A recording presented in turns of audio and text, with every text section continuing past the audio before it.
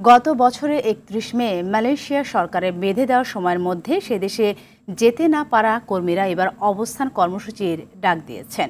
সকালে ৪ দফা দাবিতে রাজধানীর কারওয়ান বাজার এলাকায় এই অবস্থান কর্মসূচি পালন করেন তারা। আন্দোলনকারীরা জানান, প্রবাসী কল্যাণ মন্ত্রণালয় তেমন কোনো কার্যকরী পদক্ষেপ না নেওয়ায় শান্তিপূর্ণ এই কর্মসূচি করা হচ্ছে।